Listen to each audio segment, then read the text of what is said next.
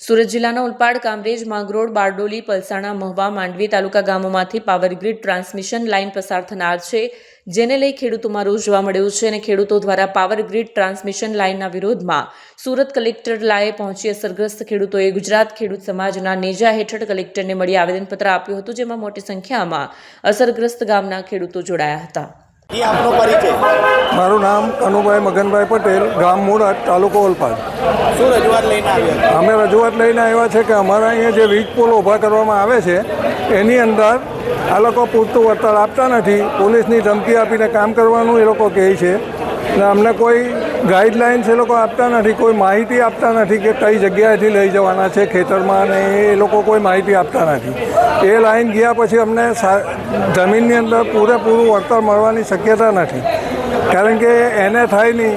કોઈ જગ્યાએ કાંઈક કામ કરવું હોય તો થાય નહીં, અમારાથી કોઈ ઝાડ મોટા રોપાય નહીં, એટલે ખેતરમાં નુકસાન છે. અને બીજું અમારી જમીનની વેલ્યુએશન ઘટી જાય. કેટલા ખેડૂતોને નુકસાન થઈ રહ્યું છે? એવા તો બહુ સુરત જિલ્લાના 14 તાલુકાના બધા ખેડૂતોને આ નુકસાન છે ને બધાની આ ફરિયાદ છે. એ લઈને જ આવેલા છે કલેક્ટર પાસે. કલેક્ટર સાહેબ પાસે શું ઈચ્છો છો? એ લોકો અમને બજાર કિંમત પ્રમાણે પૈસા મળે એવું કંઈક ગોઠવે તો અમને સારું રહે.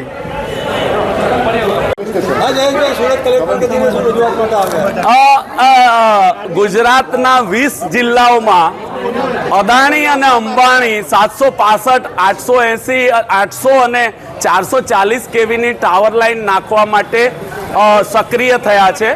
અને ગુજરાત સરકાર અને ભારત સરકાર, કારણ કે અંબાણી અને અદાણીના પ્રોજેક્ટ છે એટલા માટે વહીવટી તંત્ર અને પોલીસ તંત્રનો ગેરઉપયોગ, દુરુપયોગ કરીને ખેડૂતો ઉપર દમન કરે છે. કલેક્ટરો, જે 20 જિલ્લાના કલેક્ટરો છે, એ કાયદાનું ખોટું અર્થઘટન કરીને ખેડૂતોની વિરુદ્ધના જજમેન્ટ્સ આપે છે. આ બધી વાતોને લઈને અમે આજે સમગ્ર ગુજરાતના 20 જિલ્લાઓમાં આ પ્રકારની કેમ્પેનિંગ ચાલુ છે. એના ભાગરૂપે ખેડૂત સંઘર્ષ સમિતિ અને ખેડૂત સમાજ ગુજરાતના નેજા હેઠળ અમે આજે સુરતના કલેક્ટરને મળવા માટે આવ્યા છે.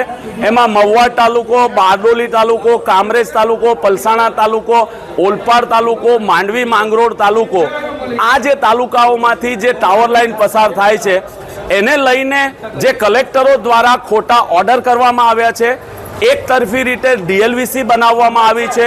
એ ઓર્ડરો રદ કરવા માટે અને ડીએલવીસીના ઓર્ડરો રદ થાય, ડીએલવીસીનો જે હુકમ કર્યો છે એ પણ રદ થાય, એ પ્રકારની રજૂઆત કરવા માટે અમે કલેક્ટર શ્રી સમક્ષ આવ્યા છીએ. ખોટા તમે શબ્દ વાપરો, ખોટા ઓર્ડરો, જી, એને કઈ રીતે કહો છો? 1885માં ટેલિગ્રાફ એક્ટ બનાવવામાં આવેલો, જે અંગ્રેજો દ્વારા ટેલિફોનના થાંભલા નાખવા માટે અને ટેલિકોમ્યુનિકેશન સિસ્ટમ ઝડપથી થઈ શકે એને માટે 9 ઇંચના કે 1 ફૂટના થાંભલાઓ ઊભા કરીને જે ટાવર લાઇન નાખવામાં આવતી હતી, એને માટે આ કાયદો બનાવેલો.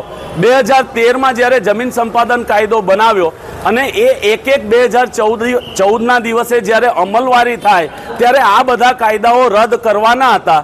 એના ભાગરૂપે 2024માં ટેલિગ્રાફ એક્ટ 1885 નાબૂદ થઈ ચૂક્યો છે. એ પ્રકારના સરકારના નોટિફિકેશન અને દરેક જગ્યાએ એની જાહેરાત થઈ ચૂકી છે. છતાં પણ કલેક્ટરો અદાણીનો પ્રોજેક્ટ છે, અંબાણીનો પ્રોજેક્ટ છે એટલે કાયદાનું ખોટું અર્થઘટન કરીને 1885ના કાયદાની કલમ 16 હેઠળ પોલીસ પ્રોટેક્શન આપીને ખેડૂતના ખેતરમાં જબરજસ્તી વળતર ચૂકવ્યા સિવાય ઘૂસી જાય છે. એ બાબતથી વાકેફ કરવા માટે અમે કલેક્ટરને આવ્યા છે. કલેક્ટરશ્રીને એ વાત કહેવા માટે આવ્યા છે કે 1885નો કાયદો રદ થયેલો છે.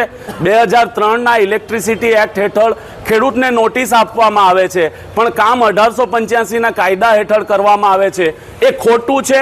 એટલે જે ખોટું અર્થઘટન ફક્ત ને ફક્ત ખાનગી કંપનીઓને, ખાસ કરીને અદાણી અને અંબાણીને કરવામાં આવી રહ્યું છે, એને માટે, એ બાબતથી વાકેફ કરવા માટે સરકારમાં પણ અમે આ રજૂઆતો કરી ચૂક્યા છે.